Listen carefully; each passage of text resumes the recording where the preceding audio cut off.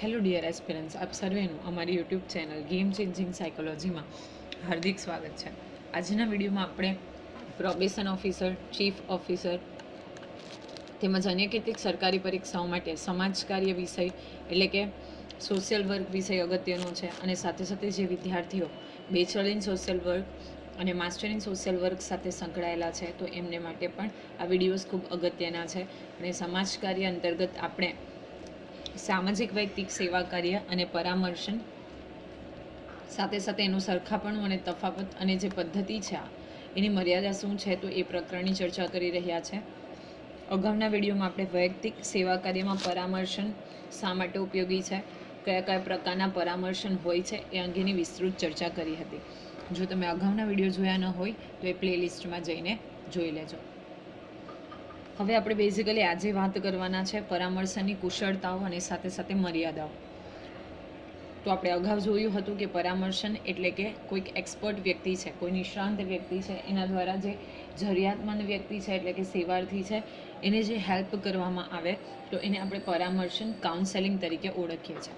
તો આ કાઉન્સેલિંગ કરવા માટે આપણી પાસે કઈ કઈ કુશળતાઓ એટલે કે સ્કિલ્સ આવડત હોવી જોઈએ એ અંગેની આપણે આજના વિડીયોમાં ચર્ચા કરવાના છીએ. સૌપ્રથમ આપણે જોઈએ પરામર્શનની કુશળતાઓ એટલે કે કઈ કઈ સ્કિલ્સ એબિલિટીઝ આપણી પાસે હોવી જોઈએ. તો સૌપ્રથમ છે પાયાની તકનીકો. ઓકે, તો કયા કયા બેઝિક વસ્તુ છે એ આપણી પાસે હોવી જોઈએ. તો એક તો ધ્યાનપૂર્વક સાંભળવું. કોઈ પણ સેવાર્થી છે આપણી પાસે આવે છે તો એ વ્યક્તિને આપણે ધ્યાનથી સાંભળીએ. એનું નિરીક્ષણ કરવું એટલે કે ઓબ્ઝર્વેશન કરવું. મુલાકાત એટલે કે જ્યારે આપણે ઇન્ટરવ્યૂ લઈએ છીએ. સંદેશા વ્યવહાર, સંબંધ સ્થાપન એટલે કે એક પ્રકારનો રેપો અને સ્પષ્ટીકરણની કુશળતા. જે કોઈ વસ્તુ છે તો એને સ્પષ્ટ કેવી રીતે કરી શકાય તો એ અંગેની પણ કુશળતા હોવી જોઈએ. અને સાથે સાથે અલગ અલગ તકનિક છે એટલે કે ટેકનિક્સ છે એનું જ્ઞાન પણ કાર્યકર્તા પાસે હોવું જોઈએ. આ છે પાયાની તકનીકો એટલે કે these are the basic skills જે કોઈ પણ કાઉન્સેલર પાસે કમ્પલસરી હોવી જોઈએ. હવે જોઈએ આપણે સહાયક કુશળતાઓ. તો સૌપ્રથમ તો સેવાર્થીની લાગણીઓની સ્વીકાર કરવાની કુશળતા. જે કોઈ સેવાર્થી આપણી પાસે આવે છે તો એની ફિલિંગ્સ છે એનો સ્વીકાર કરવાની કુશળતા હોવી જોઈએ. This is very important.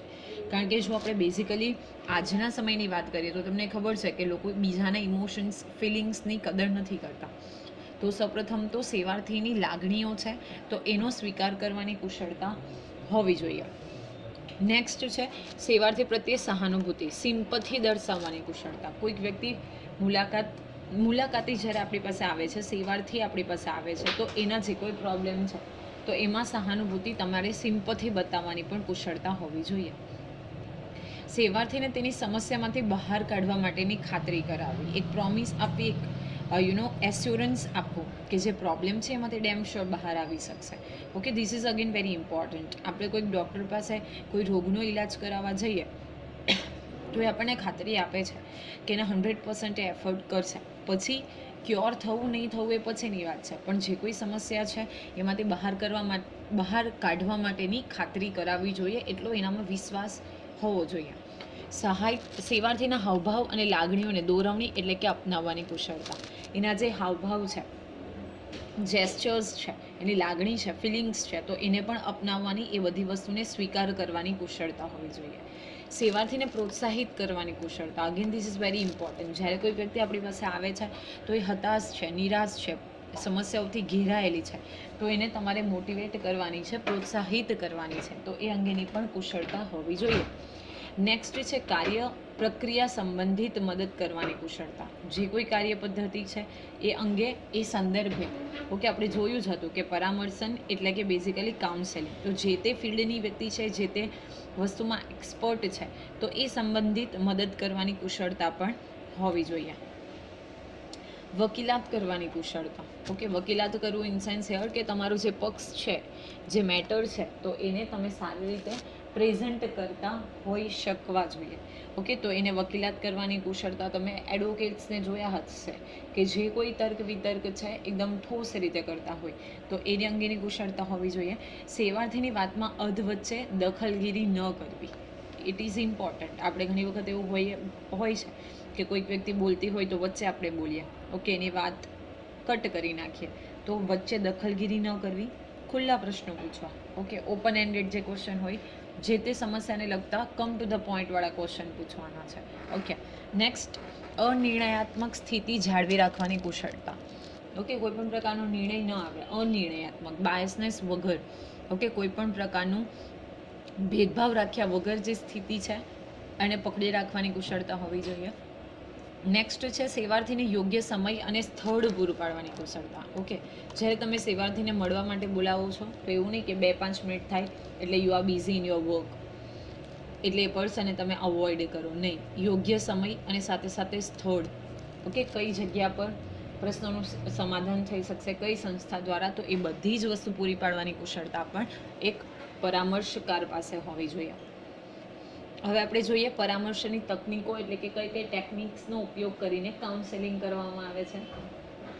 તો ફર્સ્ટ છે તાર્કિક ચર્ચા કરવાની ટેકનિક. જે લોજિકલી વસ્તુ છે, ડિસ્કશન છે, તો એ અંગે ચર્ચા કરવી, એ અંગે ડિટેલમાં. જે પ્રશ્ન છે તો એ અંગે રૂટ સુધી જઈને, એટલે કે બેઝ સુધી જઈને કેવી રીતે આપણે આઉટકમ બહાર આવી શકીએ, તો એ અંગેની સલાહ આપવાની તકનિક. ઓકે, ધીસ ઇઝ ઇમ્પોર્ટન્ટ કે કોઈ પણ સેવાર્થી આપણી પાસે આવે છે તો એને સલાહ, યોગ્ય દિશામાં સલાહ આપવી. ધીસ ઇઝ ઇમ્પોર્ટન્ટ વર્ડ, કે યોગ્ય દિશામાં સલાહ આપવી. તો એ ટેકનિક પણ હોવી જોઈએ. પ્રોત્સાહિત કરવાની ટેકનિક. જે સેવાર્થી છે સમસ્યાથી ઘેરાયેલી છે, પીડિત છે, એનું મનોબળ તૂટી ગયું છે, he or she can not take proper decision, તો ઇન ધેટ મેટર આપણે એને મોટિવેટ કરવાની પણ આપણામાં એક ટેકનિક હોવી જોઈએ. સેવાર્થીનો દૃષ્ટિકોણ બદલવાની તકનિક. જ્યારે સેવાર્થી આપણી પાસે આવે છે તો he or she has a negative attitude. Okay, negative thinking હોય છે, તો એનો દૃષ્ટિકોણ, ઓકે, એ બદલવાનું, નેગેટિવથી એને પોઝિટિવ તરફ લાવવાનું, એનો દૃષ્ટિકોણ બદલવાની પણ ટેકનિક પરામર્શની એક ટેકનિક છે. નેક્સ્ટ છે સેવાર્થીને માર્ગદર્શન આપવાની ટેકનિક. જો ઘણા બધા વ્યક્તિઓ હોય છે, દે હેવિંગ ગુડ નોલેજ, પણ તમે કેવી રીતે ડિલિવર કરો છો, કેવી રીતે માર્ગદર્શન આપો છો, કેવી રીતે ગાઈડ કરો છો, ખૂબ અગત્યનું છે. સેવાર્થીને કાર્યકર્તાની ભૂમિકા અવગત કરવાની ટેકનિક. સેવાર્થીની અને સાથે સાથે કાર્યકર્તાની ભૂમિકા શું છે, વોટ ઇઝ ધેર રોલ, તો એ અવગત કરાવવાની, એને અવેર કરવાની. ઘણી વખત આપણે જોયું છે અગાઉના ચેપ્ટરમાં પણ, જે સેવાર્થી છે અને કાર્યકર્તા છે, તો કાર્યકર્તા સેવાર્થી તરફ વધુ પડતો ઝૂકી જાય છે, એટલે કે વૈયક્તિક પર્સનલ રિલેશન્સ, ઇમોશન્સ અટેચ થાય છે. તો ઇન ધેટ કેસ કે એનો રોલ શું છે, તો એ અંગે અવગત કરાવવાનું, એ અંગે એને જાણ કરવાની. તમે જોયું હશે ફોર એક્ઝામ્પલ, કે આપણે એક એક્ઝામ્પલ લઈએ કે કોઈ શિક્ષક છે, એ વિદ્યાર્થીને પોતાની જે ભૂમિકા છે કે એક્ઝામમાં કેવી રીતે પ્રિપરેશન કરવું, કેવી રીતે મહેનત કરવી. જો વિદ્યાર્થી માનો કે ફોનથી ડિસ્ટ્રેક્ટ થઈ ગયો છે યા બીજી કોઈ મેટરથી ડિસ્ટ્રેક્ટ થઈ ગયો છે, તો એની ભૂમિકા શું છે, એનો રોલ શું છે અને કઈ દિશામાં આગળ જવાનું છે, તો એ અંગે અવગત કરાવે છે. તો અહીંયા પણ સેવાર્થી અને કાર્યકર્તાની ભૂમિકા, પોતાનો જે રોલ છે કેવી રીતે પ્લે કરવાનો છે, એ અંગે અવગત કરાવે છે. ખોટી લાગણીઓ વ્યવસ્થાપનની તકનિક. ઓકે, જે ખોટા ઇમોશન્સ છે, લાગણીઓ છે, તો એને મેન્ટેન કરવી. અર્થઘટન કરવાની તકનિક. કોઈ પણ વસ્તુ છે, કોઈ પણ પ્રોબ્લેમ છે, એની જ્યારે રજૂઆત કરવામાં આવે છે તો એનું અર્થઘટન, એનું એનાલિસિસ કરવું. ઓકે, તો એ પણ એક તકનિક છે. તમને ખબર હશે તો કદાચ કોડિંગ એન્ડ ડીકોડિંગ. મોટી મોટી બેંક્સ હોય છે, લોકર્સ હોય છે, ઓકે, ઇન્ટરનેટ વેબસાઇટ્સ હોય છે, એ હેક કરી દેવામાં આવે છે, ઓકે, કોડ વર્ડથી. તો જે શબ્દ છે, જે માનો કે કોઈક આપણને એવો પાસવર્ડ મળે છે, તો એને તમે કેવી રીતે એનાલિસિસ કરો છો. અહીં આપણે પાસવર્ડની વાત નથી કરતા, પણ જે પ્રોબ્લેમ છે એની વાત કરીએ છીએ. તો એ પ્રોબ્લેમ જે છે એનું અર્થઘટન તમે કઈ રીતે કરી શકો, એનું એનાલિસિસ, ઇન્ટરપ્રિટેશન કેવી રીતે કરી શકો, તો એ અંગેની તકનિક હોવી જોઈએ. મર્યાદા નક્કી કરવાની technique. Again it is important કે જે લિમિટેશન્સ છે એ નક્કી કરવાની ટેકનિક. સંદેશા વ્યવહારમાં સુધારણા કરવાની ટેકનિક. ઓકે, જે આપણી પાસે કમ્યુનિકેશન છે તો એમાં કેવી રીતે સુધારો કરી શકાય, કેવી રીતે એને મોર ઇફેક્ટિવ, એટલે કે ઇફેક્ટિવ બનાવી શકાય, તો એ અંગે પણ એબિલિટી હોવી જોઈએ. હવે આપણે જોઈએ પરામર્શના પગથિયાં, એટલે કે સ્ટેપ. કઈ રીતે તમારે પરામર્શન એટલે કે કાઉન્સેલિંગ કરવાનું છે. તો સૌપ્રથમ માહિતી એકત્ર કરી અને માહિતી આપવી. What is the first step?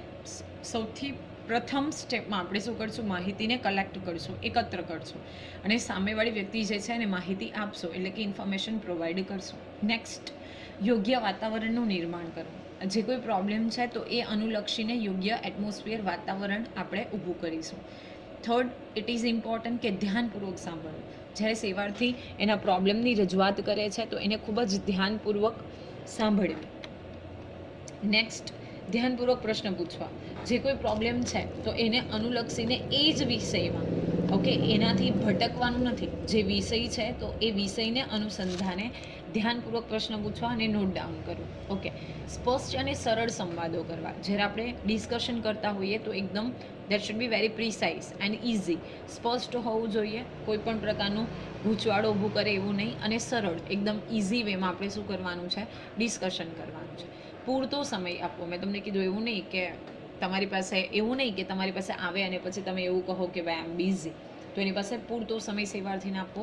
સંકલિત અને એકત્રિત માહિતીનું સંક્ષેપીકરણ કરવું. આપણે અગાઉના ચેપ્ટર્સમાં જોયું હતું કે જે માહિતી મળે છે તો એનું આપણે સંક્ષેપીકરણ સમરાઇઝ કરવાનું છે, પોઈન્ટ બનાવવાના છે, જેથી કરીને નેક્સ્ટ ટાઈમ જ્યારે તમે ફાઇલને ગો થ્રુ કરો છો અથવા તો એ કેસ ગો થ્રુ કરો છો તો યુ કમ ટુ નો કે તમે ક્યાં સુધી પહોંચ્યા છો, વોટ ઇઝ એકચ્યુઅલ પ્રોસેસ. હું તમને આ જ મેટરમાં ડેન્ટિસ્ટનું કન્ટિન્યુઅસ એક્ઝામ્પલ આપતી રહી છું કે માનો કે ફોર એક્ઝામ્પલ તમે રૂટ કેનાલી પ્રોસેસ કરાવવા જાઓ છો તો એ ડૉક્ટર સિટિંગ અકોર્ડિંગ શું પ્રોસેસ કરી છે તો he or she is always mention કરે છે, ઓકે, કે તમે એણે શું પ્રોસેસ કરી છે, જેથી કરીને જ્યારે નેક્સ્ટ ટાઈમ પેશન્ટ આવે તો he or she can come to નો કે ભાઈ મારે આગળ શું કરવાનું છે. તો અહીંયા પણ જે માહિતી છે એને આપણે સંક્ષેપીકરણ કરીને એનું સમરાઇઝ કરીને એના પોઈન્ટ્સ બનાવવાના છે, જેથી કરીને ઇન ફ્યુચર જ્યારે સેવાર્થી આવે તો આપણને ખબર પડે. નેક્સ્ટ છે સારવારની પદ્ધતિ નક્કી કરવી, એટલે કે મેથડ નક્કી કરવી. સારવાર દરમિયાન પ્રતિભાવ મેળવવા. જ્યારે તમે એ પ્રોસેસમાં આગળ વધો છો કે કેવી રીતે એનું સમાધાન કરવું છે તો એ દિશામાં જ્યારે આગળ વધીએ છીએ આપણે તો ત્યારે શું કરવાનું છે, પ્રતિભાવો એટલે કે રિસ્પોન્સ મેળવવાના છે. પરામર્શન પ્રક્રિયાનું દસ્તાવેજીકરણ કરવું અને કેસનું સમાપન કરવું. આપણે આગળ એક આખો દસ્તાવેજીકરણનું ચેપ્ટર જોયું હતું, તો એમાં જે રિપોર્ટ છે એ બનાવવા અને સાથે સાથે એનું સમાપન તમારે કન્ક્લુઝન કરવું અને અનુસરણ મેળવતા રહેવું, ફોલોઅપ લેતા રહેવું. તો these are the important things. હવે પરામર્શનકાર માટે જરૂરી મૂલ્યો અને વલણ. એનું વલણ કેવું હોવું જોઈએ? તો ઓફકોર્સ પહેલું તો પોઝિટિવ હોવું જોઈએ. અને કયા કયા મૂલ્યો એની પાસે હોવા જોઈએ? તો સૌપ્રથમ છે ગોપનીયતા જાળવી રાખવી, એટલે કે જે સિક્રસી છે, જે કોઈ સેવાર્થી છે તો એની માહિતી જે છે એ સિક્રેટ રાખવી, કોઈની સાથે જરૂર શેર નહીં કરવી. કારણ કે આપણે જોયું હતું કે તો અને તો જ શું કરશે, સેવાર્થી મન ખોલીને વાત કરશે. નેક્સ્ટ છે હકારાત્મક અભિગમ દાખવવો, એટલે કે પોઝિટિવ એટીટ્યૂડ રાખો. સેવાર્થીની સ્વીકૃતિ કરવી અને કરાવવી. ઓકે, સમાજમાં પણ તમે એ વ્યક્તિને આપણે જોયું હતું કે એસિડ વિક્ટીમનો જે ભોગ બનેલા છે, જે અસામાજિક તત્વો છે, તો એવાને સમાજ જે છે એ સ્વીકૃતિ નથી આપતી. તો ઇન ધેટ કન્ડિશન પહેલાં તો આપણે સ્વીકૃતિ કરવાની છે અને બાકી લોકો પણ એમને સ્વીકારતા શીખે. ઓકે, એવા વેલ્યુ, એવા એથિક્સ છે એ આપવાના છે. સહાનુભૂતિ દાખવવી, એટલે કે સિમ્પથી બતાવવી, એની ફિલિંગ્સ છે એને સમજવી. એક પ્રકાર તમે જો ફિલિંગ સમજશો, એની પ્રત્યે સહાનુભૂતિ બનાવશો તો એક સ્ટ્રોંગ જે રિલેશન છે આપણે એસ્ટાબ્લિશ કરી શકીશું. આપણે અગાઉના વિડીયોમાં એ પણ ચર્ચા કરી હતી કે જે સેવાર્થી અને કાર્યકર વચ્ચેનો સંબંધ પ્રસ્થાપિત થાય છે ખૂબ અગત્યનું છે. ત્યાંથી જ ધીસ ઇઝ ધ બેઝ. ત્યાંથી સેવાર્થી નક્કી કરશે કે ભાઈ મારે આ વ્યક્તિ સાથે કેટલું ઓપન હાર્ટથી વાત કરવાનું છે. તો ધીસ ઇઝ અગેન ઇમ્પોર્ટન્ટ. સેવાર્થીની તણાવ અને ચિંતાની જાણકારી પ્રાપ્ત કરવી અને દૂર કરવા પ્રયત્ન કરવા. જે કોઈ તણાવ છે, સ્ટ્રેસ છે, ચિંતા છે, એન્ઝાયટી છે, એ બધી બાબતોને જાણવી અને એ કેવી રીતે દૂર કરી શકાય એ અંગેના પ્રયત્ન કરવા. સેવાર્થીની સમસ્યાના ઉકેલ માટે સંશોધનો શોધવા અને તૈયાર કરવા. પ્રોબ્લેમ છે તો એના સંશોધનો, એના કયા કયા રિસોર્સિસનો ઉપયોગ કરીને તમે એના પ્રોબ્લેમ જે છે એ સોલ્વ કરી શકો, તો એ રિસોર્સિસ શોધવા અને સાથે સાથે તૈયાર કરવા. બધી જ વસ્તુ જે છે એ શું આવશે, પરામર્શનકાર માટે જરૂરી મૂલ્યો તરીકે અને વલણ તરીકે આવશે. ઓકે, અગેન ખૂબ અગત્યનો ટોપિક છે કે વૈયક્તિક સેવા અને પરામર્શ વચ્ચે સરખાપણું. વૈયક્તિક સેવા અને સાથે સાથે આ કાઉન્સેલિંગ, એ બે વચ્ચે શું ઇક્વાલિટી છે, સરખાપણું છે અને ભિન્નતા કઈ કઈ છે, તો એ વિશેની આપણે ચર્ચા કરીએ. તો પરામર્શમાં સેવાર્થીની મદદ વગર સામાજિક કાર્ય થઈ શકે છે, જ્યારે વૈયક્તિક સેવા કાર્યનો મુખ્ય આધાર જ સામાજિક ક્રિયા છે. જુઓ, જે પરામર્શ છે એટલે કે કાઉન્સેલિંગ છે, તો સેવાર્થીની મદદ કર્યા વગર પણ તમે સામાજિક સેવા કરી શકો છો. ઓકે, સેવાર્થીની મદદ કરવી ન કરવી પછીની વાત છે. ઇફ યુ આર એક્સપર્ટ તો તમે સમાજની સેવા કરી શકો છો. પણ જ્યારે વૈયક્તિક કાર્યની આપણે વાત કરીએ તો એનો મુખ્ય આધાર જ શું છે, સામાજિક સેવા છે. વૈયક્તિક સેવા કાર્ય સંસ્થાના માધ્યમથી કરવામાં આવે છે. જ્યારે આપણે વૈયક્તિક સેવા કાર્યની વાત કરીએ તો કોઈ ઇન્સ્ટિટ્યુશન સંસ્થાના માધ્યમથી કરવામાં આવે છે, જ્યારે પરામર્શમાં સંસ્થા તેનું માધ્યમ નથી હોતી, તો વ્યક્તિગત પણ કરી શકાય. કાઉન્સેલિંગ કરવા માટે સંસ્થાની જરૂર નથી. ઓકે, કોઈ સાયક્રેટિસ્ટ છે તો એને સંસ્થાની જરૂર નથી, એ પોતાની ક્લિનિકથી પણ આ વસ્તુ કરી શકે છે. કોઈ લોયર છે, જે આવી રીતે એક્સપર્ટ છે, જે તમને સલાહ સૂચન આપે છે, તો એના માટે સંસ્થાની જરૂર નથી. If he has his own office તો દેટ ઇઝ ઇનફ. નેક્સ્ટ છે, પરામર્શમાં કોઈ નક્કર સેવા પ્રદાન કરવામાં આવતી નથી. સેવાર્થી અને પરામર્શ કરતા પરસ્પર મળીને સમસ્યા અંગે વાતચીત કરે છે, જ્યારે વૈયક્તિક સેવા કાર્યમાં મૌખિક સહાયતાની સાથોસાથ નક્કર સહાય પણ કરવામાં આવે. જો પરામર્શ કરવામાં આવે છે, જ્યારે આપણે કાઉન્સેલિંગ કરીએ છીએ, તો આપણે કોઈ સેવા નથી આપતા, ફક્ત સલાહ સૂચનો આપીએ છીએ. ઓકે, જેથી કરીને જે પ્રોબ્લેમ છે એને આપણે સોલ્વ કરી શકીએ. પરંતુ વૈયક્તિક સેવા કાર્યમાં મૌખિક સહાયતા તો તમે કરો જ છો, સાથે સાથે નક્કર સહાય. માનો કે કોઈને આર્થિક પ્રોબ્લેમ છે, ઓકે, તો એ અંગે શું કરશું? આપણે નાણાં પ્રદાન કરશું. માનો કે કોઈક વ્યક્તિ, આપણે જોયું હતું અગાઉ કે જે ગુનેગારો છે, ઓકે, જે કિશોર હોય અને ગુનેગારો તરફ વળેલા છે, એટલે કે નાની ઉંમર છે, તો એવા માટે આપણે જ્યારે જેલ હાઉસની વાત કરતા હોઈએ તો ત્યાં પણ એમને એજ્યુકેશન પ્રોવાઈડ કરવામાં આવે છે.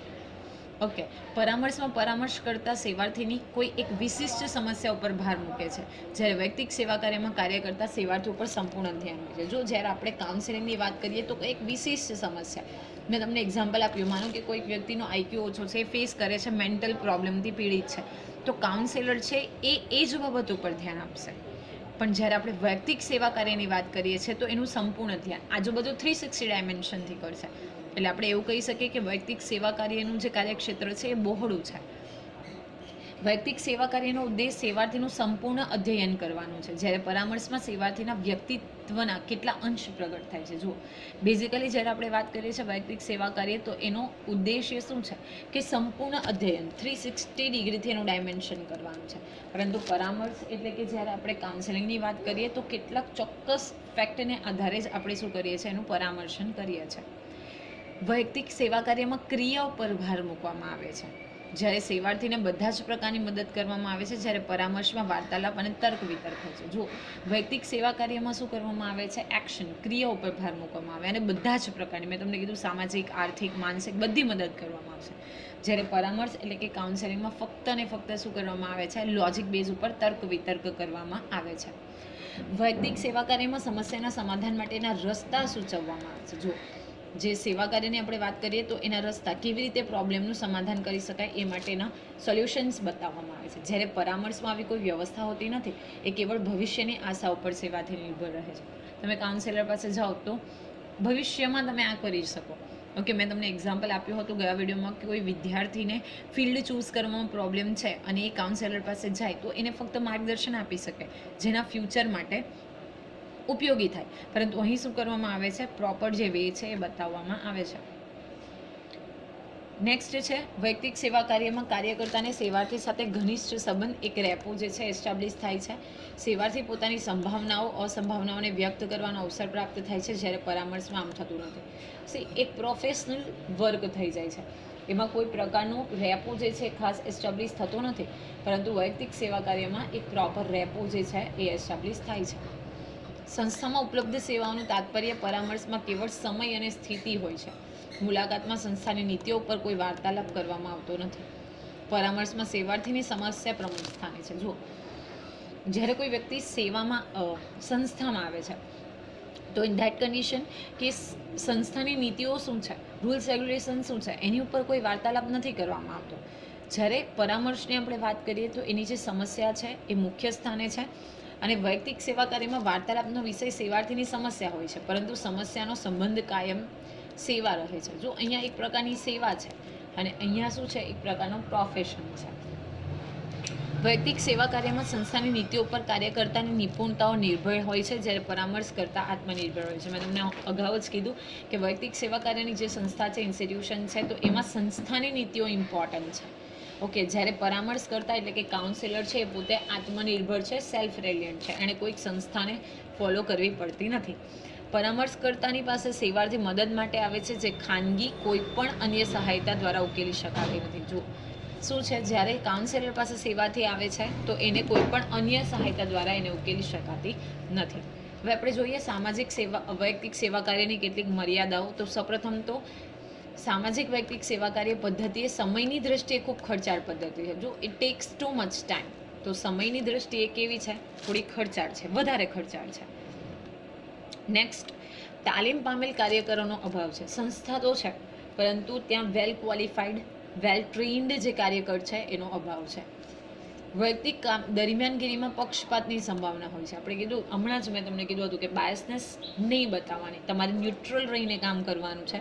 તો ઘણી વખત એવું બને કે આમાં પક્ષપાત કોઈ એક સાઈડ લેવામાં આવે, થોડા એકમોને આધારે નિષ્કર્ષ કરવામાં આવે છે. જો લિમિટેડ તમારી પાસે સેમ્પલ્સ છે એના આધારે નિષ્કર્ષ કરવામાં આવે છે.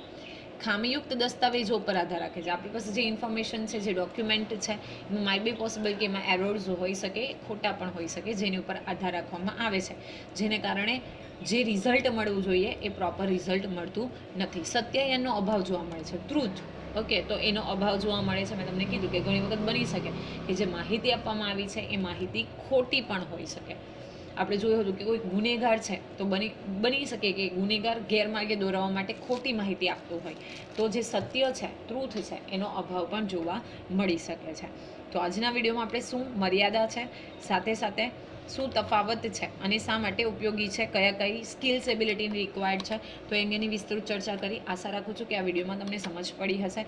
અને જો વિડીયો પસંદ પડે તો વિડીયોને લાઇક કરી અને વધુ વિડીયોની અપડેટ્સ માટે અમારી ચેનલ ગેમ ચેન્જિંગ સાયકોલોજીને સબસ્ક્રાઇબ કરવાનું ભૂલશો નહીં. Thank you for watching the video. Have a nice day.